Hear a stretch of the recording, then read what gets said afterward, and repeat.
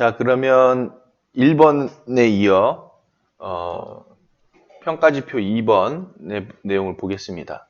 운영 계획 및 평가에 대한 부분인데 연도별 운영 계획에 따라 기관을 운영하고 평가 후 차기 연도 계획에 반영한다.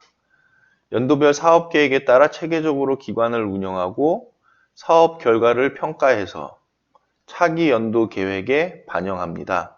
라고 되어 있네요. 그렇다고 하면은 지금 여기 보시면 사업 결과를 평가해야 한다고 되어 있죠. 그러면은 저희는 이 내용을 사업 계획을 수립을 한 다음에 체계적으로 기관을 그에 따라서 운영을 하고 그리고 사업 결과를 평가하는 부분이 중요하겠다라는 것으로 나와 있습니다. 그러면 또 이 계획 자체를 차기 연도에도 계획을 반영해야 되니까 아마도 예를 들어서 지금 이 평가가 2018년 평가잖아요. 그래서 2018년에 사업 계획을 해놨으면 요거에 따라서 기관을 운영을 해주고 그리고 나서 그 내용이 다시 또 2019년에 다시 반영이 돼야 된다라는 부분을 우리는 알 수 있습니다. 자, 그러면 여기서 보시면은 평가 기준은 연도별 사업 계획을 수립하고 있다라는 것이죠. 그건 저희가 사업 계획을 연도별로 수립을 하고 있는데 여기서도 또 재밌는 또 내용이 어떤 것이냐면 저희가 지금 사업 계획서를 마련할 수 있을 만한 수준이 그런 역량이 되는 시설이 그렇게 많지는 않습니다. 그래서 사업계획서도 저희가 뭐 협회라든지 또는 뭐 그런 업체들을 통해서 저희가 이 사업계획서들을 받은 시설들이 있죠. 그 사업계획서를 받아가지고 일괄적으로 사업계획서를 쓰고 있다 보니까 그 파일 하나를 쓰고 있다 보니까 A라는 시설, B라는 시설, C, D, E 이 시설들이 다 똑같은 사업계획서를 쓰고 있는 거죠. 여기서 그래도 조금 시설 운영을 했다는 시설들은 여기서 사업계획서를 약간은 변경을 합니다. 변경을 해서 쓰기는 하는데 나머지 시설들은 다 똑같은 거죠. 그래서 평가자가 여기 시설을 방문해서 보니까 이 내용이 굉장히 좀 전문성이 좀 그래도 있거든요. 내용이 되게 많아 보이고 그래서 여기서 질문을 합니다. 요거 하셨나요? 이렇게 사업 계획을 하셨나요? 했더니 여기서 안 돼 있는 거죠. 그래서 점수를 못 받았는데 그럼 또 다음 집 가가지고 똑같이 물어보겠죠. 이 집 가가지고 이 물어봤던 내용 그대로 먼저 물어볼 거 아닙니까? 왜냐면 사업 계획서가 똑같으니까 똑같은 내용으로 돼 있으니까 그래서 요 내용 그대로 물어본다는 거죠. 확인한다는 거죠. 그랬더니 여기도 안 돼 있는 거죠. 이게 이제 문제라는 건데 그래서 사업계획은 지금 여기 화면에 보시는 것처럼 연도별 사업계획을 수립을 하는데 거기에는 사업 내용, 또 사업 대상, 그리고 추진 일정이 포함이 돼야 되는 것이고 그 사업계획에 따라서 예산이 수립이 되어야 됩니다. 그 사업계획서 제일 이제 말미에는 이런 사업을 할 건데 그에 따라서 제일 마지막에는 그에 따른 예산이 이게 얼마가 들어간다라는 부분이 따라 나와줘야 되는 거겠죠. 그리고 이에 따라서 사업 계획에 따라서 기관을 운영하는 형태로 이 제시가 되고 있습니다. 자, 그리고 사업 요 내용이 신설이 된 부분이 있는데 사업 결과에 대해 평가를 실시한대요. 평가를 실시하고 그 결과를 차기 년도 사업 계획에 반영한다라는 부분이 제시가 돼 있죠. 그러면 지금 요 밑에서 요 내용만 먼저 볼게요. 4번에 대한 부분만. 왜냐면 저게 이제 바뀐 거기 때문에 여기 보시면 사업 결과를 평가하는지 확인한다거든요. 그러면은 사업 결과에 대한 평가적인 또 서류가 또 있어야 되겠죠. 그래서 요 평가를 하는 거는 운영위원회에서도 평가를 할 수 있고 또는 직원회의나 외부 전문가를 통해서 또 요거를 평가를 할 수 있다는 거예요. 그럼 이제 외부 전문가 같은 경우는 저희들이 될 텐데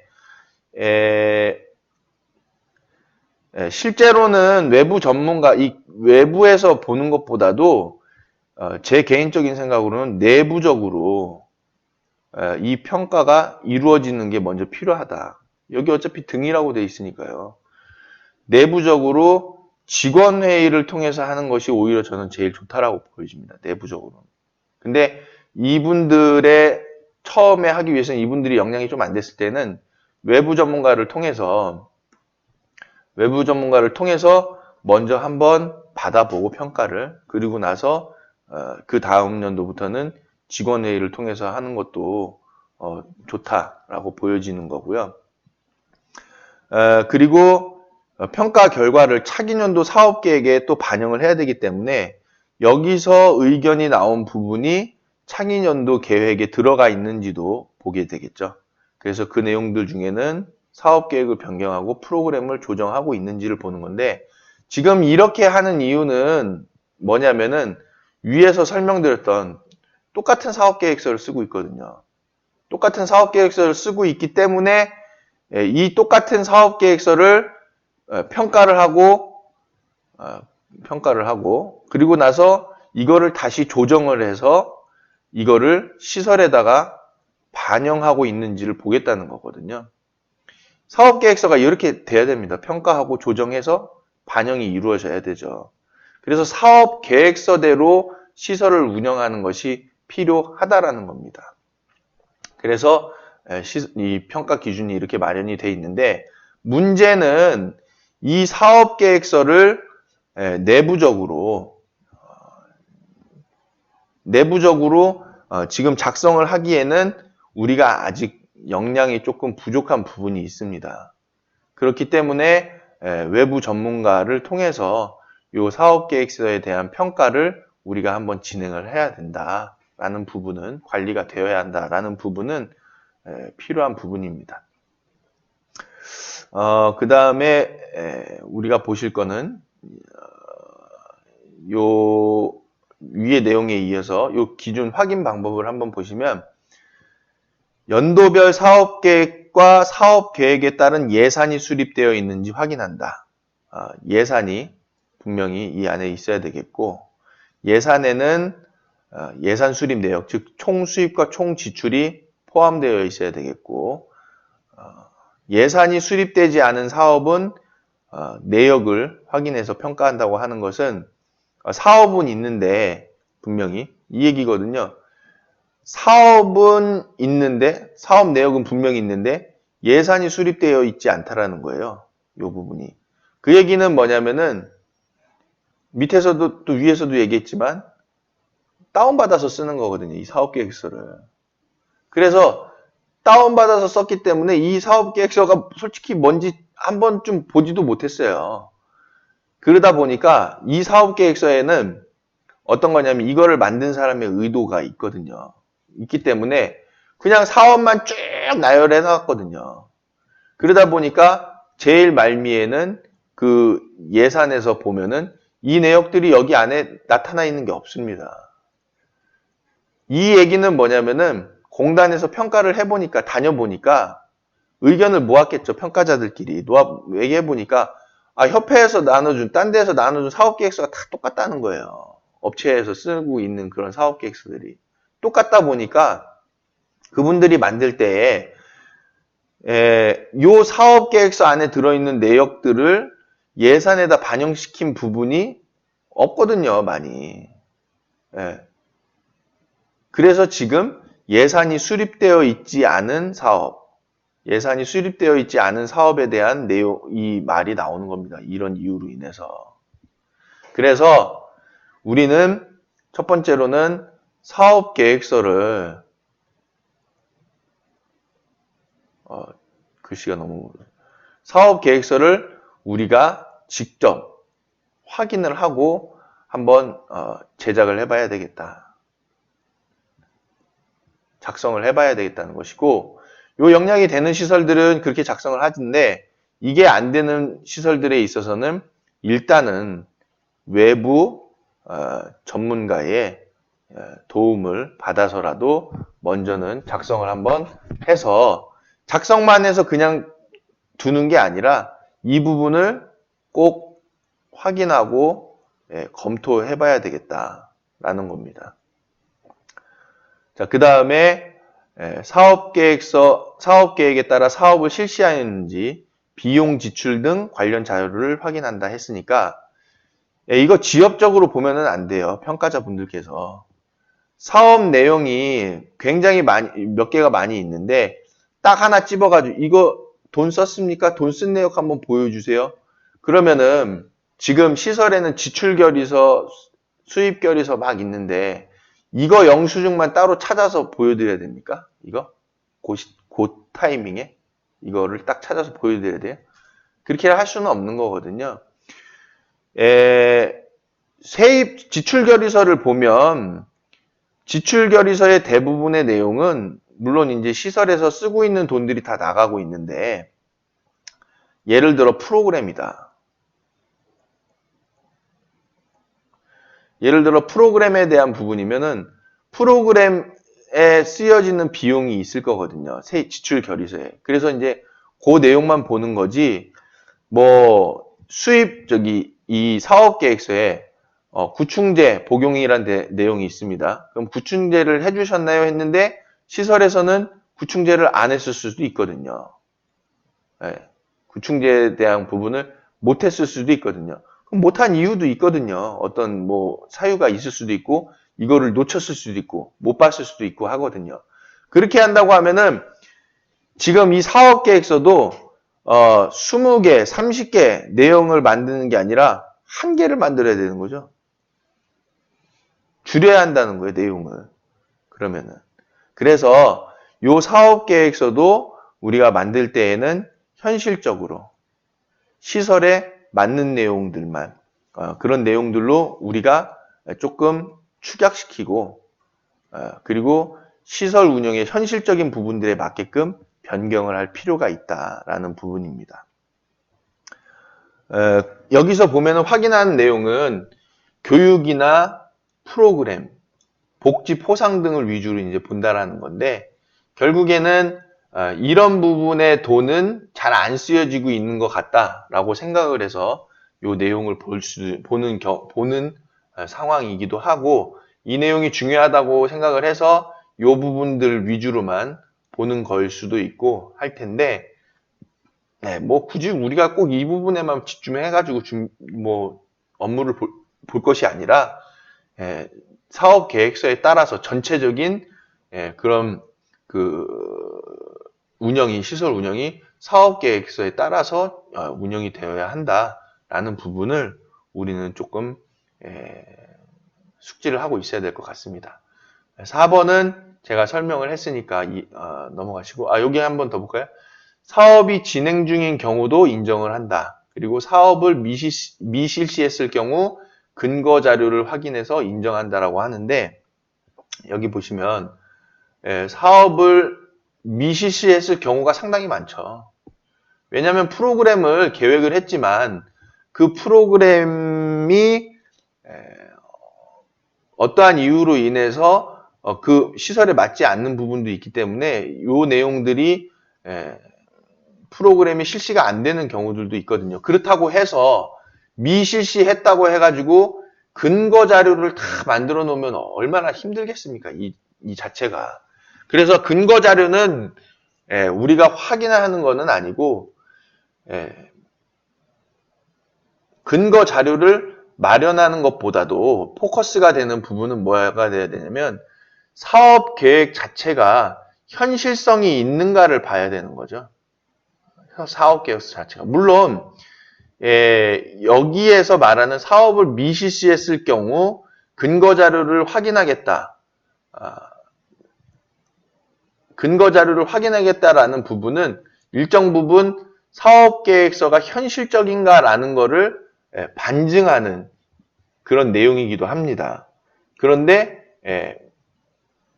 그보다도 좀 더 정확하게 말을 한다고 하면은, 표현을 한다고 하면 사업계획서가 시설의 운영을 현실적으로 반영하고 있는가. 그 부분을 먼저 보는 것이 1번이 되겠죠. 자, 그래서 이렇게 설명을 드리고 2번 평가지표도 마무리하고 마무리하겠습니다. 평가지표 3번은 운영위원회로 되어 있고요. 운영위원회를 정기적으로 개최하고 그 결과를 기관 운영에 반영한다라는 부분으로 1점입니다. 이 운영위원회를 하는 이유는 보시다시피 급여 수준 향상, 그리고 투명한 기관 운영을 유도하기 위해 운영위원회를 개최하고 그 결과를 반영한다. 그럼 목적이, 지금 얘기하고 있는 목적이 급여 수준을 향상시켜야 되는 것이 첫 번째는 목적이고요. 운영위원회. 두 번째는 기관 운영을 투명하게 하는 것을 유도한다라는 것이거든요. 자, 근데 이제 설명을 드릴 텐데, 우리 운영위원회 지금 하고 계시는 분들 중에 급여 수준 향상에 역할을 충분히 할 수 있을 만한 그런 운영위원이 계십니까? 솔직히 많이 안 계시죠? 그리고 투명한 기관 운영이 이 운영위원회를 통해서 이루어질 수 있는 가능성이 됩니까? 안 되죠. 왜냐하면 지금 위촉한 운영위원 분들이 솔직히 시설 운영에 관여를 못 하시잖아요. 시설 운영에. 관여할 수 있습니까? 여기서 만약에 운영위원회에서 시설 운영에 만약에 관여를 한다라고 하면 난리 날 겁니다, 이거.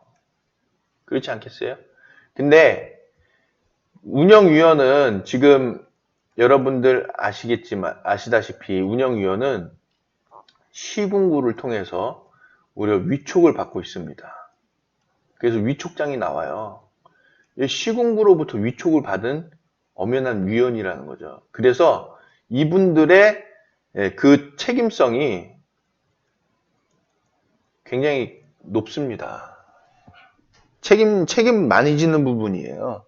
그런데 운영위원회의 이 책임 소재가 그렇게 규정이 되어 있는 바가 없고, 이분들이 이게 지금 봉사직이잖아요, 거의. 물론 회의를 오셨을 때 회의 참여비 일당을 드릴 수도 있지만은, 지금 개인 시설들이나 다른 시설들에서 운영위원 오셨을 때 뭐 회의비라도 드리는 그런 규칙 마련이 돼 있습니까? 안 돼 있잖아요. 그렇기 때문에 이분들도 시설 운영에 대한 그런 뭐 직접적인 얘기를 할 수도 없고, 할 만한 그런 입장도 아니고, 그러니 이 운영위원회를 통해서 투명한 기관 운영이 되겠습니까? 안 되고 어떻다? 이게 지금 형식적이다. 이 말입니다. 그러면 운영위원회가 형식적이지 않으려면 어떻게 해야 돼요? 않으려면 첫 번째로는 운영위원 선정이 잘 돼야 됩니다. 운영위원 선정이 이분들이 그래도 각 분야에서 복지와 연관해서 전문성은 일정 부분 갖고 계신 분들이어야 돼요. 전문성을. 그래서 이분들이 직접적으로 시설 운영 이렇게 해야 합니다라고 얘기할 수 있는 그런 직접성을 갖고 있지 않다 하더라도 이분들이 간접적으로 의견을 제시하고 그런 의견들이 시설 운영에 반영될 수 있게끔 해야 된다는 거예요. 그냥 와서 운영위원회 해주세요 와가지고 회의 자료도 뭐 얼토당토 안 한 회의 자료, 얼토당토 하진 않죠. 그냥 형식적이죠. 형식적인 회의 자료 딱 나눠드리면서 요거 이렇게 해서 이렇게 됩니다 하고 기분 좋게 점심 식사하고 빠이빠이 하는 그런 식으로 가면 안 되겠다라는 거예요. 회의가 투명한 게 아니라 회의가 전문성을 좀 갖추고 있어줘야 된다라는 부분을 하려면 운영위원이 일단은 전문적으로 위촉이 돼야 되는데 이렇게 하면 무슨 어려움이 있습니까? 시설에서는 피곤하죠. 시설장 못합니다. 이렇게 하면. 그리고 시설 운영도 피곤해지고. 그렇기 때문에 쉽게 하려고 어떻게 하고 있어요? 형식적으로 하고 있는 거죠. 여러분. 자, 그러면 이렇게 형식적인 상황에서 우리는 어떻게 해야 하냐? 좋은 방법은 제가 말씀드린 거는 운영위원회에 일단 인원을 많이 하지는 말고 적당한 인원으로 구성을 하되 의견을 그래도 우리가 전문성 있게 나눌 수 있고 그 다음에 이분들 중에서도 좀 삐뚤었네요. 이분들 중에서도 역량을 일정 부분 가지고 계신 분들을 통해 선정을 해서 그분들을 통해서 우리가 시설 그 운영에 대한 부분들을 보고를 하고 그리고 의견을 청취할 수 있는 그런 자리로 만들어 가야 되겠다. 그리고 형식적인 거는 우리 배제를 하자. 그리고 이 업무가 너무 지금 말씀드린 데의 과정과 그런 부분에 내용적으로 하려고 하다 보면 이게 과중될 수 있거든요. 그래서 이게 부담이 될 수 있기 때문에 부담되지 않는 부분으로 우리가 내용들도 조금 최소화시키지만은 이 최소화시킨 것들이 현실적이고 그리고 전문성이 있고 그런 부분들로 우리가 마련을 하자. 그렇게 운영을 하자라는 부분을 먼저 설명을 드리고 싶습니다. 그래서 평가 기준을 보니까 운영위원회 첫 번째가 운영위원회 인원 구성이 적정한가라는 부분인데 여기 보시면 위원장을 포함해서 위원장 한 사람 있죠. 그 다음에 5인 이상 5인 이하니까 우리 될 수 있으면 그냥 5인 정도로만 구성하자는 거예요. 자, 그리고 외부 인사는 3개 분야 각 1에서 2명을 반드시 포함하고 있어야 한다는 것입니다. 외부 인사 3개 분야라고 했으니 3개 분야 이상이니까 여기 외부 인사를 먼저 보시면은 외부 인사는 첫 번째는 시설의 보호자 대표, 그 다음에 사회복지공무원은 뭐 참석 안 하시잖아요. 이거 법으로도 뺐으면 좋겠어요. 거의 오지도 못하고 올 수도 없는데.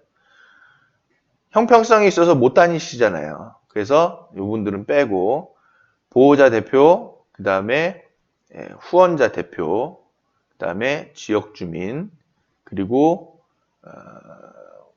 공익단체 추천인인데 공익단체 추천인도 우리가 지금 할 수가 없죠. 그래서 이분들도 빼고 그 다음에 전문적인 지식과 경험이 풍부한 자로 우리가 섭외를 하면 되겠다. 일단 저희 케어스토리에서도 저희가 관리하고 있는 시설들의 운영위원으로 참석을 해서 분기마다 철저하게 운영위원회를 하고 있죠.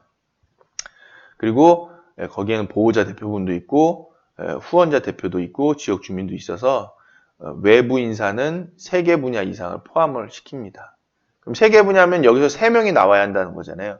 그래서 보호자 대표분들도 솔직히 참여하기가 많이 힘든데 그래도 그나마 보호자분들께서 시설에 자주 오고 계시니까 여기서 한 분, 그 다음에 지역 주민에서 한 분, 그 다음에 전문적인 지식을 갖고 있는 데서 한 분 나오면 될 것 같다. 왜냐하면 지금 이 후원자 대표하고 지역 주민하고가 겹치지 않아야 될 거예요. 밑에서 보면은 이제 그 확인 방법이 있는데 여기 보시면 후원자 대표와 지역 주민은 합해서 2명을 초과하여 구성할 수 없다라고 하니까 그 얘기는 한 명 한 명이 되는 거잖아요. 한 명 한 명이니까 이것도 가능하겠네요. 여기서 후원자 대표를 한 명을 또 같이 넣어주면 되겠다. 그 다음에 외부 인사가 각 1에서 2명을 반드시 포함을 하고 있으니까 여기서 1분, 2분, 3분, 4분 해서 여기서 다 설정을 해주고 내부 인사는 시설의 장하고 거주자 대표분들이 참여하기는 좀 힘드니까 종사자 대표로 해서 구성을 해주면 되겠다. 그러면 여기서 1분, 자, 그 다음 여기서 종사자 대표에서 2명이 나오고 여기 나왔죠? 종사자 대표에서 2명이 나와주고 그리고 나서 보호자 대표 3명 그리고 후원자 대표 4명 또는 여기서 둘 중에 한 분이 나오고 여기서 한 분 나오고 하면은 5명으로 하면 되겠고 운영위원회는 지금 분기별 1회 이상 개최를 하는 겁니다. 분기별 1회. 분기별 1회인데 자주 개최할수록 더 좋은데 또 이분들도 자주 모이시기도 힘드니까 될 수 있으면 분기별 1회는 꼭 이상 개최를 하고 회의록을 작성을 해두면 좋겠습니다. 그 다음에 이 회의록에는 일자하고 회의 내용하고 참석자가 있는데 여기 보시면 참석자 서명이 꼭 들어있네요. 이 서명을 둔 이유는 이거죠. 반드시 참석해야 한다 라는 의미를 둔 거고 요 반드시 참석한 것을 확인하겠다라는 건데 예전에는 사진도 있었던가요? 그런데 지금은 이게 빠졌죠? 그래서 우리가 회의를 하면은 사진도 찍는데 요 사진은 뭐 출력해가 그 회의록에다 첨부를 해가서 출력을 하면은 이 자체가 번거롭고 힘드니까 컴퓨터에 폴더를 하나 만들어 둡니다. 폴더를 만들어 둬서 여기 운영위원회 폴더를 둬가지고 위원회 폴더를 둬서 여기에 사진을 따로 저장을 이 폴더에다 해두는 거죠. 날짜별로. 그리고 여기에 이제 그 회의록도 스캔을 하든지 사진을 찍든지 해서 여기다 첨부를 같이 저장을 시켜둡니다. 그러면은 뭐 파일로 해서 볼 수도 있고 하는 거니까. 자, 근데 요즘에는 이 스캔이 되게 중요한 역할을 하고 있어요. 그래서 저는 뭐 스캔을 아예 그 고속 스캔기를 좀 추천을 드리고 싶은데 이 고속 스캔기가 대략 한 80만 원 됩니다. 또 싼 거는 뭐 싸다고 해도 150만 원 수준이라서 비싸요. 근데 정부 부처에서는 요거 다 쓰고 있죠. 고속 스캔기. 우리 기관도 필요하거든요. 그러니까 이런 거 좀 보조 좀 해주세요. 정부에서. 딴 거 해주시지 마시고 이런 것들 해주시면 우리가 스캔해서 이제 서류들을 다 PC에다 저장을 해놓으면 좋겠는데 고속 스캔기가 없으시면은 우리 그 핸드폰 어플 보시면요.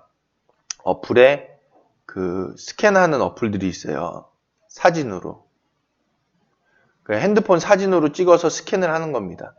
해서 PC에다가 이렇게 저장을 해 두시는 것도 하나의 좋은 방법입니다. 그래서 회의는 외부 인사가 꼭 1명 이상이 참석을 해야 한다 라는 부분이라서 이분들 중에 한 분이 이제 참석을 해야 되는데 저희 케어스토리에서는 저희가 참석을 하고 있는 거죠. 그때마다. 그리고 참석자의 발언 내용이 구체적으로 확인이 돼야 되기 때문에 회의록 자체에다가 우리가 그 회의록을 쓸 때에 누가 어떤 말을 했다라는 부분을 여기다 이제 작성을 해야 되는 거죠.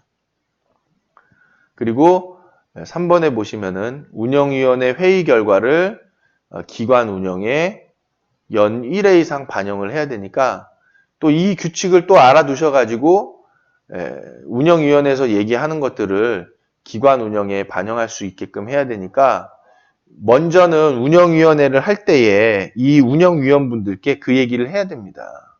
그래서 지금 평가 매뉴얼에서 이 운영위원회를 통한 회의 결과를 기관 운영에 연 1회 이상 반영하게끔 되어 있습니다. 라고 되어 있으니까 여기서 나온 의견들 중에 하나를 기관 운영에 반영을 하는 거를 잊지 마시고 꼭 해야 되겠다. 그런데 대부분의 회의 내용들은 이거를 반영하기 위해서는 지금 회의에 참석한 위원분들이 이 내용을 다 이해를 해가지고 그런 건의사항을 제시를 해야 되는데 건의사항 제시하기가 좀 어렵죠, 많이.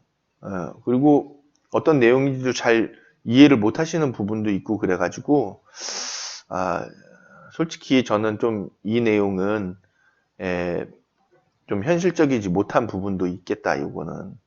그렇게 생각을 하는데, 어쨌든, 연일회상 이렇게 반영을 하게끔 의무적으로 결정을 해놓으면, 그래도 신경을 써서 좀 보고 회의를 하려고 하니까, 이 부분 잊지 마시고, 반영을 해주셨으면 합니다.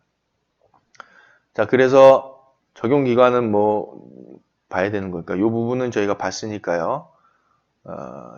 기준 2번을 보면은 외부 인사 중 1인 이상이 참석한 경우만 회의를 인정을 하고 회의록에는 발언 내용이 명시가 돼야 됩니다. 아까 말씀드렸던 것처럼 누가 무슨 말을 했다라는 거.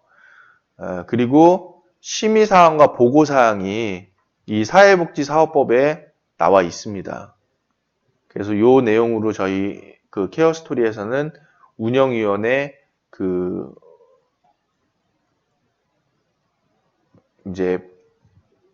운영위원회 회칙을 두고 있어요. 그래서 여기서 어떻게 모이고 어떻게 하고 심의는 뭘 하고 보고는 뭘 하고 하는 부분들을 하니까 그 부분 필요하신 분들은 연락을 주시고 그리고 단순하게 서면 회의로만 돼 있는 거는 인정을 못 받기 때문에 실제적으로 모여야 합니다. 아셨죠? 그냥 형식적으로 하는 거는 하지 마시고 이 운영위원회를 통해서 점수를 따는데 목적을 두기보다는 실제로 이 운영위원회에서 나오는 그런 의견들을 가지고 의견들을 우리가 수렴해서 시설을 발전시키는 방향의 모임이라고 보고 이 회의를 진행을 해주셨으면 좋겠습니다. 자, 그리고 회의 결과를 기관 운영에 반영하는지 확인하는 것은 여기 나와 있죠. 자, 이렇게 해서 2번은 마무리를 하도록 하겠습니다. 요 밑으로는 법에 대한 내용들이니까 참고를 하시면 좋겠습니다.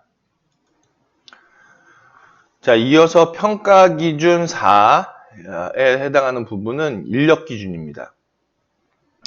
보시면은 인력 기준을 준수하는가 여부를 지금 하고 있죠.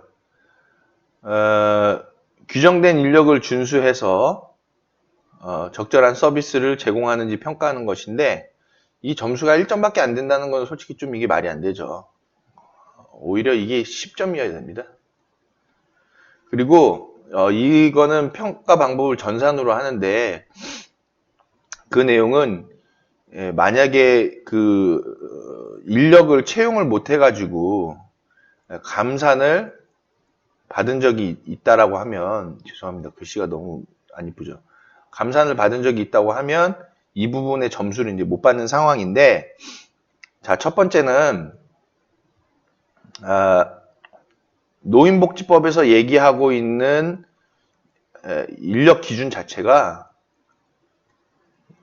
이게 수준 이하라는 거예요. 이 자체가 얘기하고 있는 노인복지법의 인력 기준이 수준 이하인데 여기서 더 안 지키면 어떻게 합니까? 자, 그런데 어쨌든 노인복지법에서 요만큼 수준을 얘기를 하고 있잖아요. 요만큼 수준을. 이렇게 해서 요 그래프에 있다고 하면 요만큼 수준을 제시를 하고 있는데 어쨌든 요만큼의 수준을 제시를 하고 있으니까 사람들은 요만큼을 쓰고 있겠죠. 채용을 하고 있겠죠. 근데 여기서 요만큼 더 올라가신 분들은 이제 수준이 그래도 조금 더 노력을 한 부분이 있는데 어쨌든 법이 여기까지만 제시를 하고 있으니까 저희 시설들도 여기까지만 지키겠죠. 자, 근데 문제는 여기서 못 지키는 상황들도 발생할 수 있다. 이만큼 떨어질 수 있는 상황. 예를 들면 채용의 시간이 늘어날 수도 있죠. 채용의 시간이 늘어날 수도 있기 때문에 우리 그 시설을 운영하는 데 있어서 고시에서는 이 부분에 대한 그 인정을 해주는 채용의 기간이 늘어나는 것 때문에 그 부분도 인정을 해주는 고시가 돼 있는데 이제 그거에 대한 부분은 6개월 동안 이제 근무를 한 종사자에 대해서는 한 달 정도의 기간을 더 주는 내용이지만은 어쨌든 6개월 이 시설에 근무하시는 분들의 그 근로 기간이 상대적으로 짧잖아요. 짧다라는 표현보다도 이직률이 높잖아요. 이직률이 높기 때문에 6개월도 근무를 안 하고 이동하시는 분들이 발생을 하기 때문에 인력 기준을 부득이하게 준수를 못하는 경우가 발생하거든요. 그러면 자, 첫 번째로 이직률이 높은 거는 왜 그럴까요? 왜냐하면 일이 힘들거든요. 힘들고 그리고 급여의 수준이 낮습니다. 자, 그럼 힘든 이유는 뭐예요? 여러 가지 있겠지만은 어르신들을 모시는 일 자체가 일단은 힘든 일이고, 더불어서 힘든 거는 인력이 적기 때문에 힘들 수도 있어요. 인력이 적어서. 인력은 적고 일은 상대적으로 그 노동의 강도는 세고, 그러니까 당연히 힘들게 되죠. 힘드니까 힘든데 더군다나 정부에서 마련하는 그 급여 체계 자체가 낮으니까, 급여 수준이 낮으니까 이직률이 높을 수밖에 없죠. 그러면 이 이직률이 높은 거를 지금 이 평가 기준으로 얘기를 한다고 하면은 책임의 여부를 시설로 돌리고 있습니다. 이런 자세 별로 안 좋죠. 아니, 책임을 시설로 돌리면 어떻게 합니까? 시설이 무슨 뭐 이분들이 뭐 이렇게 뭐 이거 해가서 뭐 돈 많이 벌자 하는 것도 아닌데 시설로 돌리면 어떻게 해요? 책임은 누구에게 있습니까? 첫째로는 수가를 현실화시켜서 하지 못하는 정부에 있는 거고, 그렇잖아요. 그리고 두 번째로는 시설의 문화, 운영자의 문화가 또 잘못되어 있습니다. 운영자들이 문자라고 했네요. 문화가 잘못되어 있죠. 운영자 분들이 될 수 있으면 적은 임금을 생각하고 있어요. 물론 시설 운영하시는 분들 입장에서는 이 얘기를 들었을 때 적은 임금을 주고 싶어서 주냐, 정부에서 만들어 놓은 게 이렇기 때문에 적은 임금 줄 수밖에 없는 거 아니냐라고 입장을 또 얘기를 하시거든요. 맞습니다. 그렇기 때문에 원칙적으로는 여기서 잘못된 부분이 있는 거죠. 여기서 잘못 책정을 했기 때문에 임금이 수준이 낮고 그래서 이직률이 높은 것이거든요. 만약에 임금 수준이 높고 배치된 인력이 많다 해보세요. 이직하겠습니까? 이직 안 하죠. 그런데 정부에서는 지금 제일 먼저 바라봐야 될 것이 이 부분인데 이 부분을 놓치고 있다는 걸로 보여집니다. 네. 그래서 정부는 또 이렇게 얘기를 하면은 뭐라고 얘기를 하냐면요. 충분히 현실성 있는 수가를 지금 하고 있다. 현실성 있는 수가를 지금 지급을 하고 있는데 이 부분이 시설 운영자 호주머니로 다 들어간다라고 지금 보고 있는 거예요. 시설 운영자에게 다 돌아가고 있다라고만 보는 거죠.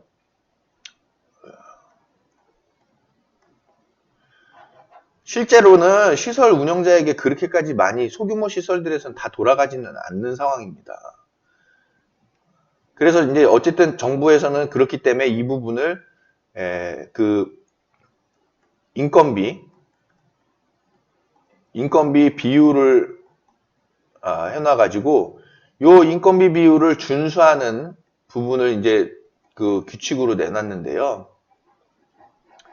인건비 비율을 준수한다는 것 자체가 좀 어폐가 있죠. 이거를 준수하는 쪽으로 꼭 함정을 파듯이 이렇게 해서 법률을 만드는 게 아니라 아예 가이드라인을 내놓으면 되잖아요. 가이드라인 같은 것들이. 그러나 이 가이드라인이라는 거는 우리가 말 그대로 가이드이기 때문에 이 부분을 보고 참고해서 갈 수 있는 건데 인건비 비율을 준수하는 쪽으로만 열어주면은 이 부분 자체를 준수를 못하는 책임에 대한 부분이 시설로 돌아가고 있다는 거예요.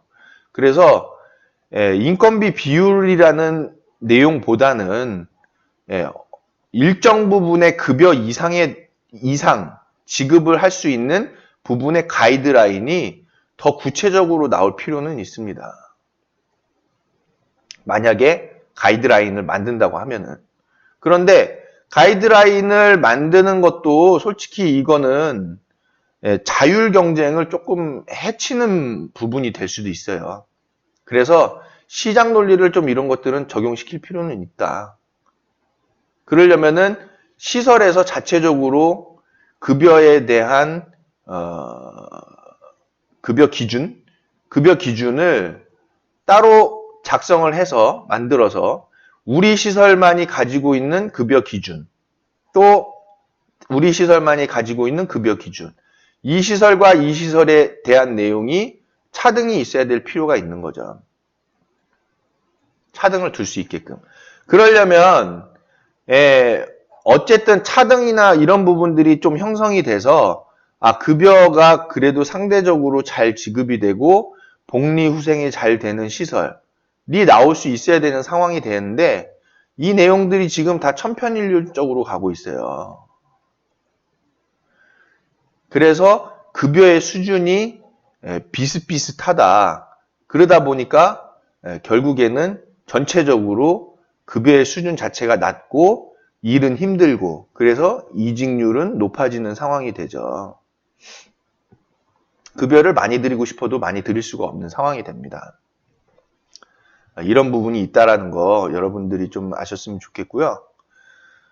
내용을 좀 보면은 인력 기준을 준수하는데 인력 배치 기준 위반으로 감액 적용을 받거나 신고된 인력이 허위로 확인된 경우에는 미흡으로 평가가 된다라는 부분이라서 이 부분은 전산으로도 다 확인할 수 있는 거고 이 내용은 제가 그 노인복지법에서 설명을 드렸잖아요.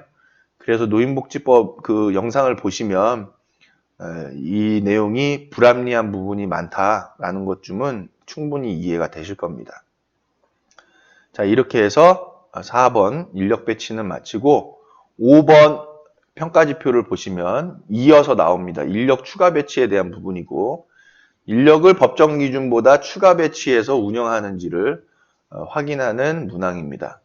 근데 추가 배치를 지금 할 수밖에 없는 상황이에요.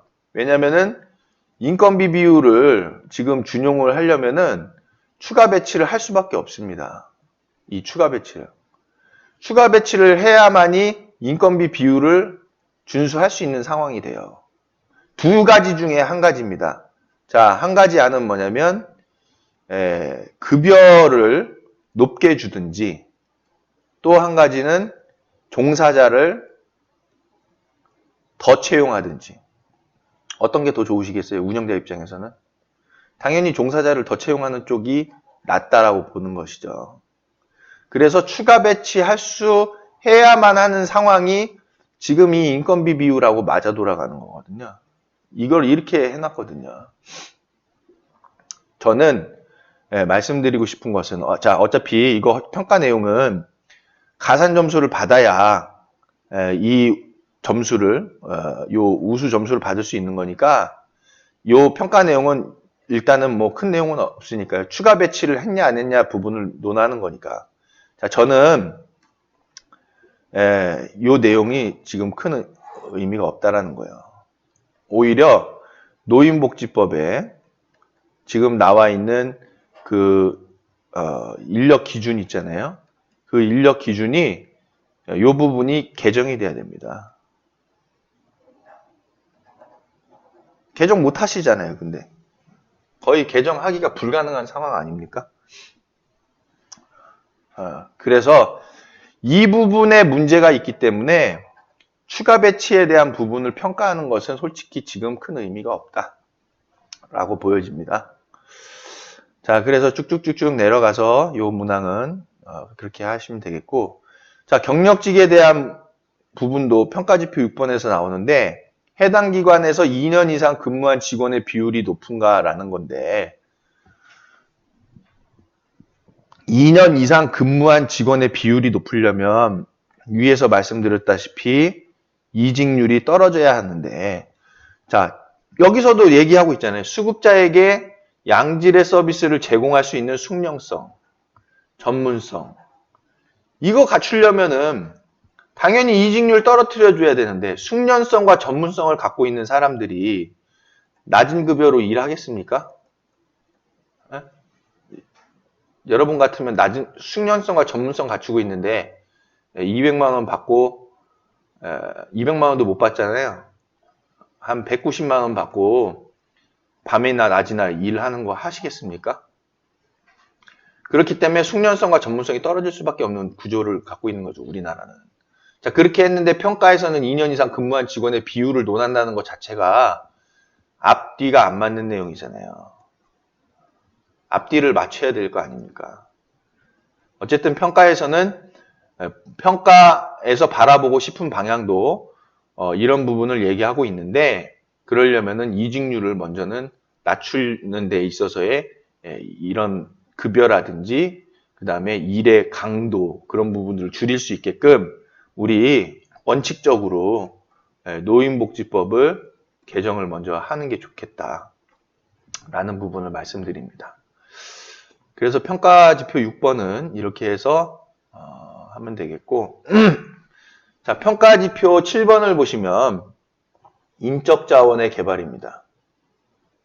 인적자원의 개발, 직원의 역량 강화를 위한 교육, 그리고 인적자원 개발을 위해 노력합니다. 라고 돼 있는데 여기서 점수가 지금 3점이네요. 3점인데 요 위에 거 점수가 몇 점인가 볼게요. 이게 1점이에요. 오히려 거꾸로 된 거죠. 지금 기본이 안 돼 있는데 기본 이상 수준부터 먼저 하자라고 지금 얘기하고 있는 격이나 다름없습니다.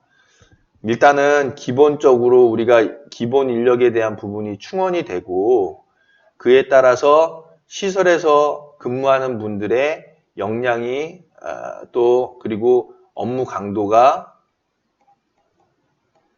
낮아져야 되는 상황에서 지금 이 교육 얘기가 나와야 되는데 교육이 지금 먼저 나오고 있는 거나 다름없어요. 왜냐하면 여기다 3점을 부여놨기 때문에. 어쨌든 내용은 직원이 수시로 읽고 현장에 적용할 수 있도록 급여 제공 지침을 시설에다가 비치를 하고 그 다음에 직원에게 다양한 교육을 실시해서 급여 제공 수준 향상을 위해 노력하는지 평가합니다. 라고 되어 있습니다. 다양한 교육인데 다양하지 않죠. 천편일률적이잖아요. 자, 그러면 평가 기준을 보니까 급여 제공 지침 10개 항목을 마련하여 비치한다. 10개 항목은 밑에서 설명이 나오고 있고요.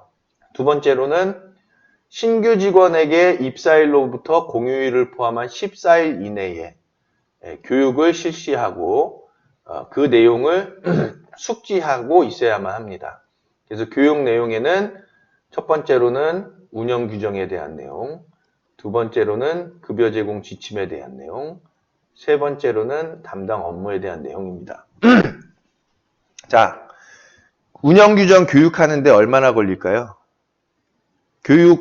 저는 이제 인하대학교 교육학과를 졸업했기 때문에 교육에 대한 내용을 그래도 나름대로 그냥 학교 다니면서 주워 들은 바로는 교육은 요거를 우리가 성과 또는 효과적인 측면을 봐야 되는데 이 운영 규정 교육하려면은 못해도 2시간은 해야 될 겁니다. 이런 효과나 이런 분들을 하려면은. 이 신규 직원한테 운영 규정 2시간 정도까지 할 수 있는 여건이 될까요? 그래서 어떻게 합니까? 운영 규정 여기 비치가 돼 있으니까 한번 보세요.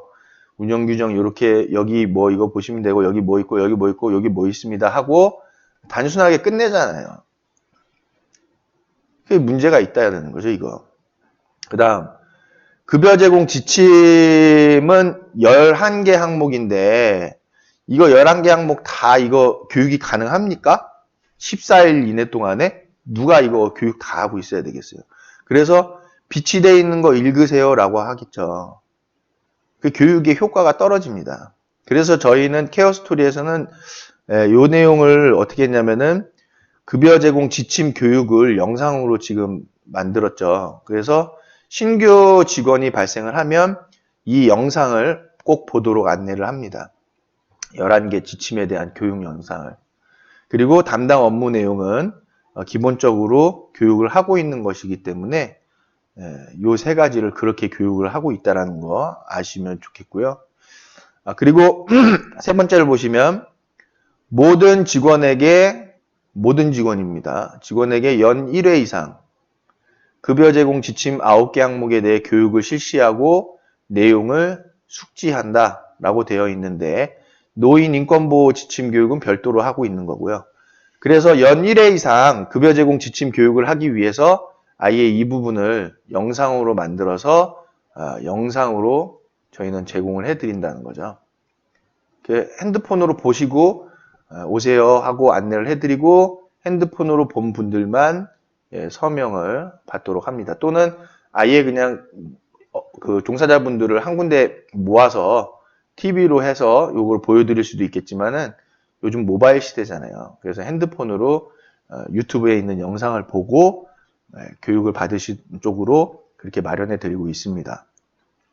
자, 그 다음에 4번에 보시면은 매년 직원의 역량 강화를 위해 노력한다는 게 신설이 됐는데 장기 요양 급여 제공 기준 및 급여 비용 산정 방법 등에 관한 세부사항 제12조에 해당하는 교육만 인정이 된다고 합니다.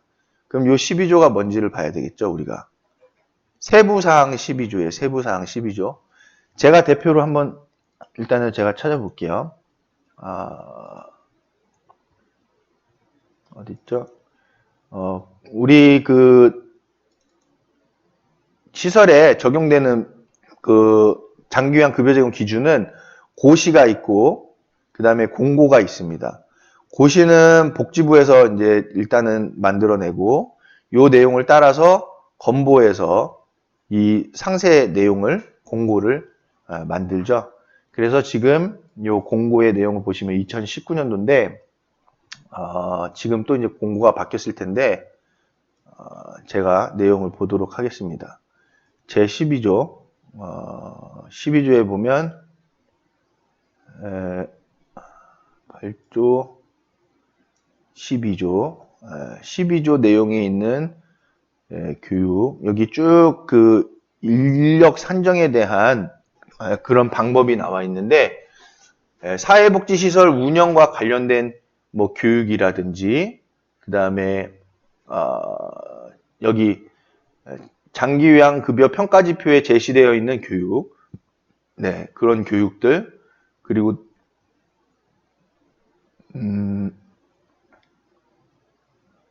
네 그런 뭐 교육들로만 특별한 뭐 교육은 따로 이렇게 뭐 정해진 교육 여기 있네요. 사회복지사 보수교육. 이거를 보여드리면 좋겠는데 좀 작아가지고 뭐 또 그 다음에 의료인 보수교육, 뭐 식품위생법에 따른 보수교육, 네 그런 보수교육들이 있습니다. 그래서 보수교육이 먼저는 해당이 되겠고 그 다음에 뭐 전기안전관리자 교육, 뭐 성면 건축물 안전관리인 교육, 뭐 그런 교육들이 있는데 요런 역량 강화를 위해서 노력하고 있는지만 보는 거니까 보수교육 받았나 안 받았나 네, 그런 정도만 확인 해서 하면 될 것 같고 여기서 잘못된 게 이 내용은 잘못된 거예요. 요거에 해당하는 교육만 인정하겠다라는 부분은 잘못된 겁니다. 왜냐면은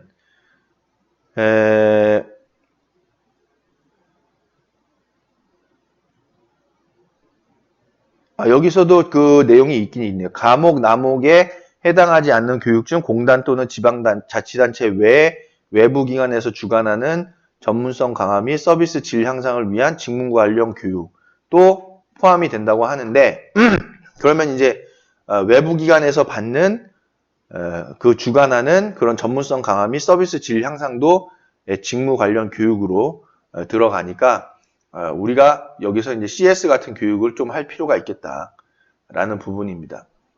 지금 CS계에서는 요양원에 대한 거를 잘 몰라요. 이 CS 강사분들이. 그래서 우리 그 CS 강사분들이 요양원을 위한 특화된 CS 교육이 좀 나올 필요가 있습니다. 물론 이제 이분들은 요양병원 같은 데에 대한 그 경험은 있고 병원에 대한 부분의 경험은 있겠지만은 요양병원과 병원을 제외한 요양원에 특화된 CS 교육이 있어져야 된다는 것이겠죠. 그래서 이런 교육도 평가에 해당이 된다라는 부분 이해를 하시면 좋겠고 급여 제공 지침 이제 10개 항목이 나오는데요. 여기 나오죠. 첫 번째는 종사자 윤리 지침, 성폭력 예방 및 대응 지침, 응급상황 대응 지침, 감염 예방 및 관리 지침, 치매 예방 및 관리 지침, 욕창 예방 및 관리 지침, 낙상 예방 및 관리 지침, 노인 인권 보호 지침, 근골격계 질환 예방 지침, 개인정보 보호 지침이 되겠습니다. 요 내용들은 저희 케어스토리에서 이제 별도로 좀 전문성 있게 좀 시설에 맞는 내용으로 좀 변경을 해서 제작을 해서 그렇게 이제 배포를 해드리는 거고요. 이게 지침이기 때문에 어떤 딱 이게 픽스된 그런 내용들은 아닙니다. 고정된 그런 내용들은 아니고 우리가 시설 상황에 맞게 변경은 가능합니다. 이 내용들을. 그래서 변경을 해가지고 우리 시설에 맞는 그런 지침으로 마련을 해놓을 필요가 있겠습니다. 그 다음에 여기 보시면 교육받은 시기와 교육 내용, 그래서 운영 규정, 급여 제공 지침, 해당 업무 내용에 대해서 신규 직원과 면담을 하기 때문에 그냥 신규 직원 그 교육 그 일지만 가지고는 우리가 해소가 안 되는 거고 실제 교육을 해서 일지에 작성을 해놔야 분명한 교육이 되겠다라는 부분입니다.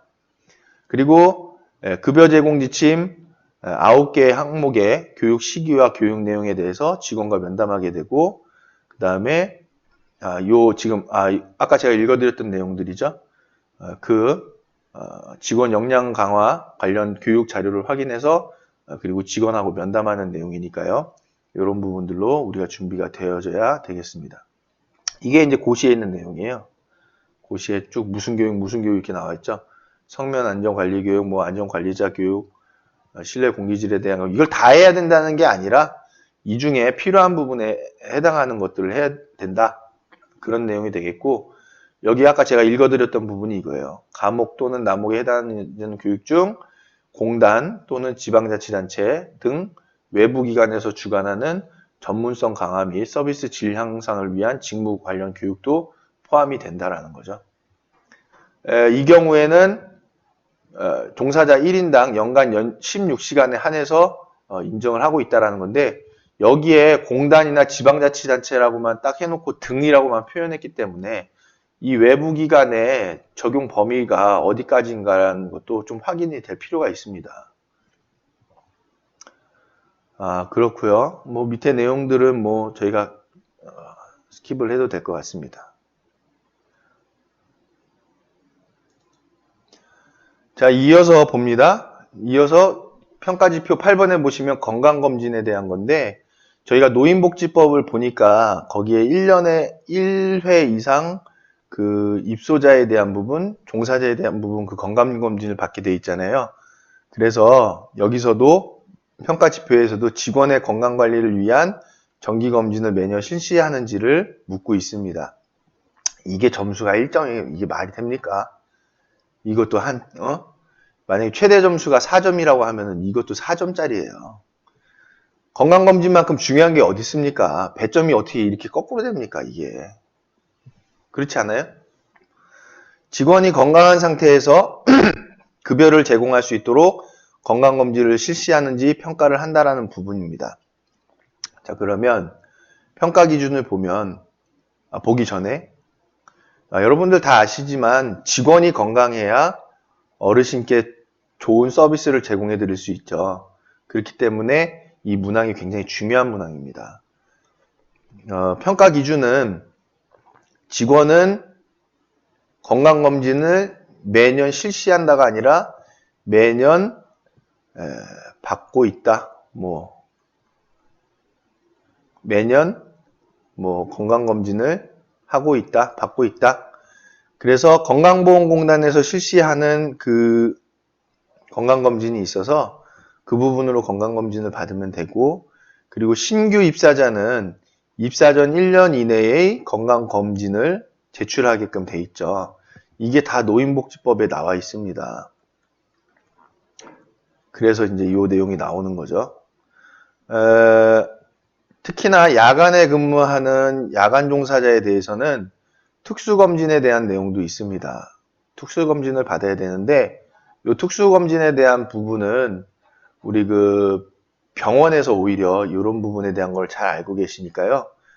우리 지역 그 병원에 문의를 하셔서 지금 건강검진을 해야 된다고 했을 때는 특수검진을 받도록 이 부분도 여러분들이 이해를 하시면 되겠습니다. 밑으로는 특별한 내용은 아니고 건강검진을 해야 된다라는 부분으로 직원 건강검진을 실시하면 되는 거니까 이 내용들은 스킵을 해도 될 것 같습니다. 자, 9번을 보시면은 직원 건강관리에 대한 부분이 이제 또 평가지표로 나오는데, 직원의 건강관리를 위해서 노력합니다라는 부분이 있죠. 그래서 이것도 점수 1점인데 이게 문제가 있다. 이것도 한 3점에서 4점으로 올려줘야 된다. 중요하다는 걸 알기 때문에 위에서도 직원 건강검진에 대해서 얘기를 하고 있고, 그 다음 이어서 또 직원 건강관리를 위해서 노력을 하고 있는지를 또 이제 보고 있는 거죠. 평가 기준을 보시면은 모든 직원의 근골격계 질환검사를 연 1회 이상 실시한다라고 돼 있는데, 확인사항은 일자와 검사 자료와 대상자 성명을 보고 있다. 지금 여기서 근골격계 질환검사에 대한 부분이 그 근골격계 질환검사표가 있어요. 질환검사표가 있는데 이 부분이 좀 약하다고 보여지더라고요, 저는. 그래서 질환검사표 이렇게 하기보다는 병원에서 건강검진을 통해 가지고 진행하는 것이 오히려 더 좋은 방법일 텐데, 이렇게 시도하고 있는 데가 좀 없을 거예요. 다 질환검사표로만 가고 있지. 그래서 건강검진을 통해 가지고 우리가 엑스레이도 좀 찍어보고, 무릎이 안 좋다거나 그렇게 다들 있으시죠. 근골격계 질환. 요양보호사 선생님들이 연세가 많으시기 때문에 이 근골격계 질환이 없으신 분들이 없어요. 그래서 그렇게 있으시기 때문에 그런 분들께는 엑스레이나 이런 걸 좀 통해 가지고 우리가 좀 질환에 대한 그 치료를 좀 받으실 수 있게끔, 치료를 받으시면서 근무를 계속 원하시면 근무를 하실 수 있게끔 해드리는 게 필요한 부분입니다. 그래서 우리가 이 질환검사표에 연연해 하지 마시고 건강검진 좀 이런 엑스레이나 그런 것들을 통해서 정형외과라든지 이런 데에서 진료를 받으실 수 있게끔 우리가 해드리는 게 좋겠다. 이런 거 여쭤보면 알잖아요. 혹시 불편하신 데 있는지 여쭤보면 무릎이 많이 아프다. 저는 왜 이거 중요하게 생각하냐면은 이 평가를 저희 어머니께서 저희가 운영하던 시설의 요양보호사셨는데, 요양보호사가 어머니시니까 제 마음이 더 요양보호사에 대한 부분에 더 신경이 쓰여지게 되잖아요. 그래서 요양보호사 이 평가 내용들도 보고 하니까 이 질환검사표가 있어서 어머니께 이 질환검사표를 해보려고 하니까 현실성이 많이 떨어지더라. 그래서 경험을 해보니 차라리 정형외과나 이런 데에서 엑스레이 검사를 좀 받아서 그런데 약을 드실 수 있게끔 해드린다든지 그렇게 조치를 하는 게 좋겠더라고요. 그리고 또 근무하시는 선생님들께도 마찬가지고. 그래서 우리가 요양보호사 선생님께 저희 아픈 데는 뻔하잖아요. 어깨, 또 목, 또 팔, 또 무릎, 다리, 또 허리, 편찮으신 데 있는지 여쭤보고, 허리가 많이 나 요즘 아프다. 그러면 엑스레이 찍어보실 수 있도록 해드리고, 그래서 거기서 치료를 좀 연계할 수 있게끔 이렇게 해드리는 게 필요하다. 그리고 일의 강도도 좀 줄여가야 되겠죠. 일의 강도도 좀 줄일 수 있게끔 해드리려면 어떻게 해야 돼요? 첫째로는 시설에 예산이 따라줘야 됩니다. 예산도 없는데 이거 어떻게 하냐라는 얘기가 나오죠. 그러면 시설의 예산은 왜 없습니까? 여러 가지 이유가 있겠죠. 첫 번째, 입소자가 없어요. 두 번째, 입소자가 찼어도 운영비 지출이 이런 부분 외에도 다른 부분에 많이 있어요. 뭐 예를 들면은 이자는 근데 나가려면은 그 시설 설립자 전출금으로 나가야 되기 때문에 전출금이 크다든지 뭐 그런 부분이 있겠죠. 그래서 어쨌든 시설 예산하고 연관되는 거니까 이런 부분에 대한 예산은 아예 좀 지우고 말씀드릴게요. 이런 부분에 대한 예산은 아예 정부에서 요 예산에 대한 것만 따로 똑 띄어가지고 시설에다가 주는 게 낫겠다라는 거죠. 이 검사를 받을 수 있게끔 해주는 게, 요거에 대한 예산을 따로 주는 게 필요합니다. 이게 중요하다고 생각을 해서 요 평가지표만 만들지 말고, 요 평가지표 왜 만들었습니까? 만드시는 분 왜 만드셨어요? 정부에서. 이렇게 하는 게 중요하다고 보고 만든 거 아닙니까? 그러면 이거 만들 때 이미 다 생각하셨잖아요. 이거 어떻게 이게 이루어져야 될지 아시잖아요. 그렇게 알고 있는 상황이기 때문에 방금 말씀드린 대로 좀 그런 부분으로 진행이 되면 좋겠다. 다시 돌아와서 2번을 보시면 근공격계 질환 그 검사 결과 증상이 있는 경우에는 적절한 조치를 하면 되겠고요. 요 밑에 가면 적절한 조치에 대해서 나옵니다. 그리고 세 번째로는 신규로 생긴 게 직원의 건강관리를 위해 추가적인 노력을 한다고 돼 있는데, 건강관리를 위한 보조도구를 제공하거나 체력단련 활동을 한다든지 의료 지원을 하게끔 해드립니다. 지금 이 체력단련 활동에 대한 지원을 제가 충남에 있는 인주농협요양원을 저희가 관리했던 시설이었는데, 여기서 그 의견을 주신 부분이 뭐였냐면 체력단련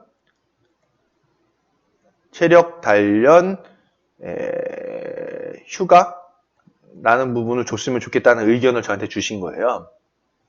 그래서 1년에 또는 한 달에 하루든지 1일 또는 1년에 며칠이든지 이렇게 휴가를 줬으면 좋겠다 한 거예요.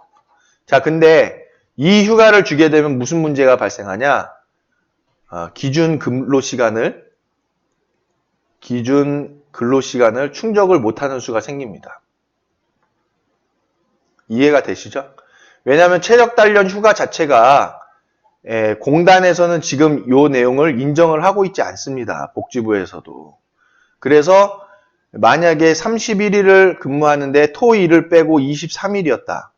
이 중에 하루는 연차로 인정을 받으니까 22일이 있는 거잖아요. 자, 이 22일 중에 연차 빼고 하루를 더 주고 싶은 거예요. 이 체력단련 훈련을 별도로 하라고. 그래서 체력단련 활동하고 시설에다가 제출하세요 하고 싶은 거예요. 무슨 운동을 했는지. 무슨 운동을 했는지 이거를 받으려고 했다니까요. 했는데 무슨 문제가 벌어지냐? 기준 근로 시간에 못 미치게 된다는 거예요.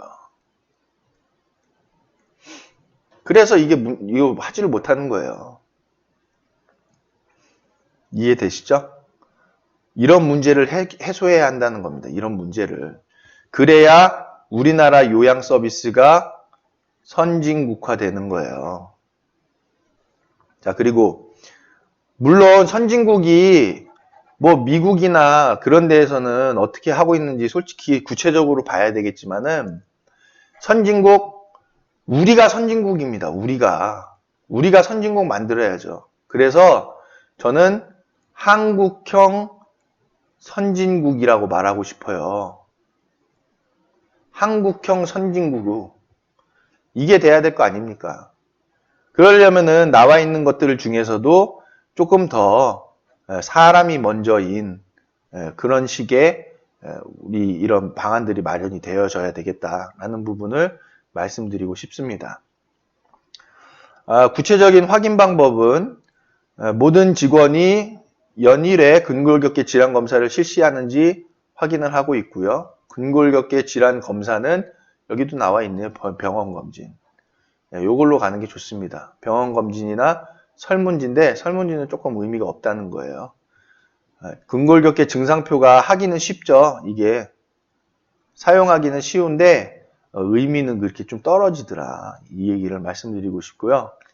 여기서 대표자 겸 시설장은 확인하지 않는다는 거는 요거는 좀 삭제했으면 좋겠네요.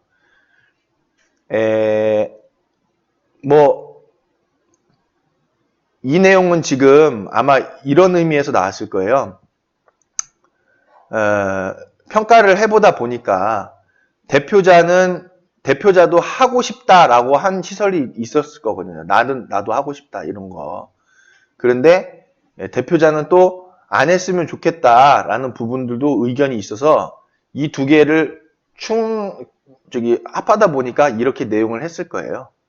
근데 대표자도 시설장도 소규모 시설에서는 똑같이 일합니다. 그래서 확인하는 데 주력하지 마시고요. 또 우리도 확인시켜드리는 데 주력하지 마시고요.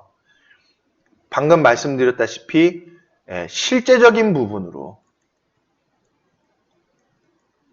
못했으면 못한 대로 가는 건데 될 수 있으면이 아니라 어르신의 건강을 또 행복을 우리가 하기 위해서는 수준 높은 서비스가 되려면 종사자에게 이런 병원 검진이나 그런 것들이 돼야 되니까 근골격계 질환으로 우리가 실제적으로 하자 이거죠. 이거를 하는데 의의를 두셨으면 좋겠다라는 겁니다. 자, 그 다음에 적절한 조치사항으로는 자체 체조라고 되어 있는데 시설에서 체조할 시간 줍니까? 그 바쁜 상황에서 일하다가 퇴근하기도 바쁜데 자체 교육, 체조나 스트레칭에 대한 교육인데 이런 것들은 우리가 동영상으로 유튜브에서도 많이 나오니까 제공해 드리기로 하고 시설에서는 병원 치료 같은 것들을 좀 안내를 해드리는 쪽으로 우리가 가면 좋겠다라는 것으로 말씀을 드리고 싶습니다. 그 다음에 자체교육 강사 자격은 물리 작업치료사가 원칙인데 해당 인력이 없을 때에는 다른 직종의 인원이 실시를 해도 인정을 하는 부분으로 나타나 있습니다. 세 번째, 근골격계 질환검사 및 조치사항 외에 직원의 건강관리를 위해 기관에서 최소 2가지 이상의 노력을 한다. 직원의 건강관리를 위해. 첫 번째는 제일 간편한 게 상담이겠죠. 건강 상담을 하는 것이고 그 다음 한 가지를 더 해야 되는데 요 한 가지를 더하기 위해서는 운동기구 같은 거를 제공한다든지 그 다음에 여기 보시면 나와 있잖아요.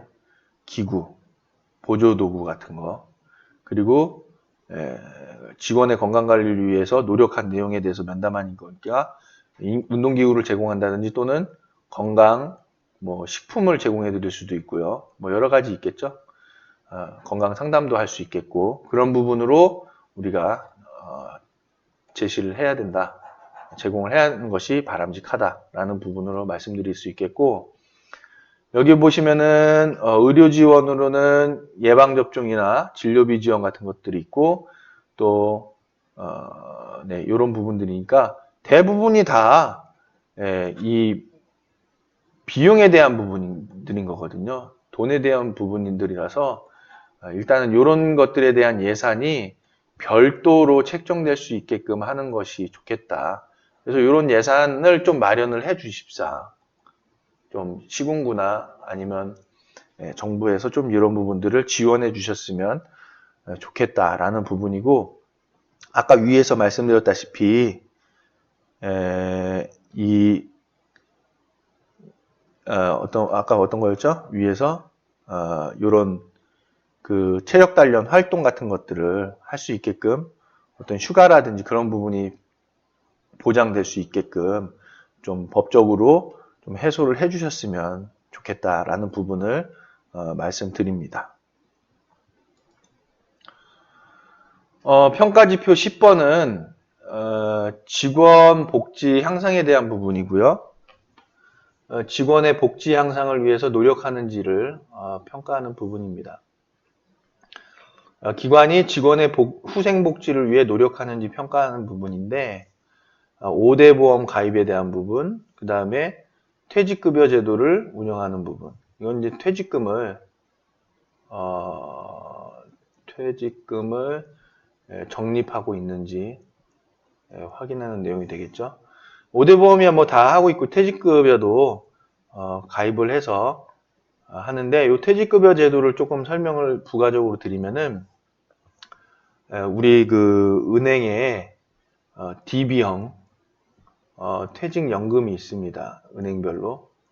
그래서 이 퇴직연금을 DB형으로 가입을 해서 하시는 것이 가장 낫겠고 이 부분을 뭐 통장에다가 적립을 해도 특별히 문제될 거는 없습니다. 그런데 조금 더 정확하게 하기 위해서는 퇴직연금을 해서 하시는 것이 오히려 바람직하겠다. 통장보다는 이걸로 가는 것이 오히려 맞습니다. 은행에서 가입은 다 되니까 하시면 되겠고요. 그 다음에 직전 정기평가에서 가상금을 받으면 이 가상금을 직원 처우 개선을 위해 사용하라 라는 부분으로 되어 있네요. 한마디로 평가에서 잘 받아서 상금 받으면 직원 처우 개선비로 써라 라는 거고, 그 다음에 직원의 의견 및 고충을 파악하기 위한 절차가 마련되어 있는지를 보고 있고 그에 따른 적절한 조치를 취한다라고 되어 있는데 직원의 의견과 고충을 파악하는 것도 중요하지만 먼저는 입소자의 의견과 고충을 파악하는 게 중요하겠죠. 그래서 이 부분이 먼저 돼야 되겠다. 하지만 직원에 대한 의견과 고충을 파악하는 것으로 되어 있고 그 다음에 다양한 직원의 처우 개선을 위한 다양한 복지 제도를 운영하고 있는지도 보고 있습니다. 밑에 그 확인 방법을 보시면 5대 보험 가입하고 퇴직급여가 돼 있는지는 뭐 우리가 그 증명하기는 평이한 거니까 넘어가도 될 것 같고 다만 퇴직급여를 그 가입하고 있는 그 가입 증서 같은 거 그리고 돈이 빠져나가고 있다는 걸 저희가 보여줄 수 있어야 되겠죠. 그리고 가상금 사용 내역은 우리가 이제 그 받으신 시설은 평가를 받으신 시설은 그거 내용이 있겠지만 평가를 아직 안 받은 시설에 대한 부분이 이제 좀 있기 때문에 이 부분은 이제 이 부분은 천천히 저희가 나중에 평가를 받고 나서 가상금을 받게 되면 사용되는 부분으로 이해를 하시면 되겠고 고충 처리 절차와 조치사항에 대한 부분은 저희가 이제 마련을 해야 되겠죠. 그래서 저희 케어스토리에서는 이 고충 처리 절차와 조치사항을 이제 안내를 해드리고 있습니다. 그 다음에 직원의 처우 개선을 위한 2가지 이상의 복지제도를 운영해야 되는데 거기에 있어서는 복리후생과 포상도 포함이 되어 있다. 포상은 이제 저희가 이 포상을 금평을 통해서 할 거거든요. 그래서 근무평가를 해서 5만원 정도의 상여금, 5만원 정도의 그 포상금을 드리는 방향으로 좀 이제 하고 있는 건데, 근무평가를 조금 이제 저희가 중요하게 할 필요가 있죠. 왜냐면은 이 근평을 통해서 직원의 그 근무하고 있는 그런 역량 또 태도 뭐 그런 것들을 상향시킬 수 있는 방법이 되니까 근평을 좀 체계적으로 해서 제공할 수 있게끔 하는 부분으로 저희는 제공을 해드리고 있습니다. 이런 부분으로 평가가 진행된다는 점 알아두시면 좋겠습니다. 그 밑으로 내용은 법적인 그 참고 자료니까요. 그냥 스킵해서 보셔도 될 것 같은 내용들입니다. 자, 이렇게 해서 하나 더 있네요. 11번 평가지표 11번까지. 평가지표 11번은 지역사회 자원 활용 및 교류입니다. 그래서 지역사회 자원 활용 및 교류를 통해 수급자에게 다양한 서비스가 이루어지도록 노력하고 있는지를 평가하는 것인데요. 외부 자원을 활용하고 상호 교류를 통해서 수급자의 소외감을 해소하고, 사회적인 소외감이 되겠죠. 그리고 보다 다양한 서비스를 제공하기 위해 노력하는지 평가하는 부분입니다. 평가 기준을 한번 보시면은 주요한 내용은 자원봉사자다. 자원봉사자가 주 1회 이상 정기적으로 활동을 하는지, 그래서 자원봉사자의 소속명, 활동시간, 활동 내용, 봉사자 서명을 받게 됩니다. 근데 자원봉사자가 못 오는 시설도 많이 있죠. 네, 자원봉사자가 못 오는 시설도 많이 있습니다. 그래서 자원봉사자가 꼭 오면 좋겠지만은 주 1회인데 거의 뭐 주 1회 이상 자원봉사자 오려면은 자원봉사자가 엄청 좀 많아야 되잖아요. 그 자원봉사 인적 자원이. 그래서 이거를 꼭 자원봉사라고 딱 규정 짓기보다는 이와 관련된 서비스를 하고 있는지를 보는 게 오히려 낫다라는 거죠. 물론 이제 자원봉사자라고 가도 되기는 하겠지만 자원봉사자 수급이 어려운 시설들도 있거든요. 그래서 자원봉사자 수급이 어려운, 연계가 어려운 시설에서는 이와 관련된 서비스를 하는 것으로도 인정을 해줄 수 있는 방향이 필요하겠다라는 부분으로 말씀을 드리고 싶습니다. 그 밑으로는 자원봉사자가 2주 1회나 또는 월 1회 또 오게 되거나 하게 되면은 이제 점수가 떨어지게 되겠죠. 그 다음에 수급 보호자나 지역 주민이 참여하는 행사를 연 1회 이상 개최를 해야 되겠고, 그 다음에 수급자가 지역사회에서 주최하는 행사에 연 1회 이상 참여를 해야 되겠습니다. 그래서 요렇게 하거나 요렇게 한다 돼 있으니까 요 둘 중에 하나를 하면 되겠네요. 그렇다고 하면은 요게 조금 가능성이 높은 거죠. 어르신들 모시고 나가기는 좀 어려울 수도 있으니까. 기준을 보시면 자원봉사자가 방문하고 있는 거를 관리하는 거는 대부분 이제 1365 자원봉사자 포털로 이제 관리를 하는데 요게 조금 처음에 접하기가 어려워요. 그래서 요즘에는 그냥 자원봉사 요 센터로 연락을 해서 자원봉사자 왔다 갔습니다 라고 보고를 하면은 전달을 드리면 여기서 이제 입력을 해주시는 방향으로 하고 있는데 뭐 이거를 사용하는 게 일단은 좋겠죠. 그리고 어쨌든 중요한 거는 자원봉사자가 시설에 오고 있어야만, 시설에 방문하고 있어야만 이런 것들이 이루어질 수 있는 거니까 먼저는 자원봉사자 방문을 우리가 많이 유치를 해야 되겠다라는 것도 필요한 것입니다.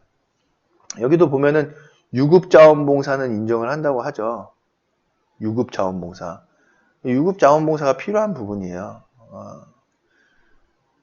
그리고 자원봉사자가 프로그램을 진행할 경우에는 프로그램 지표로는 인정을 하지 않는다라는 거. 그래서 자원봉사자가 프로그램을 진행을 해도 되긴 된다. 그런데 프로그램 지표하고는 연결이 안 된다는 거는 알아두셨으면 좋겠고, 추석 당일, 설과 추석 당일을 포함하는 주는 자원봉사자 활동 여부를 확인해서 보지 않는다. 왜냐면 이때 다 쉬니까 자원봉사자도 쉬자. 그런 의미가 되겠죠. 뭐 이렇게 하나 저렇게 하나 시설에는 자원봉사자가, 결론은 자원봉사자가 많이 와야 되겠다 라는 부분이고, 이 자원봉사자분들을 통해서 어르신과 우리가 연계를 해드릴 수 있어야 된다 라는 부분입니다. 그리고 뭐 오시는 빈도야 평가에서 주일에라고 하고 있는데 그거는 좀 어려운 부분도 있고 해서 주일에 방문을 하기 위해서는 이 부분이 유급 자원봉사로 가야 되겠다. 근데 유급 자원봉사라는 게 이게 말이 맞습니까? 유급이? 자원봉사가 됩니까? 유급이?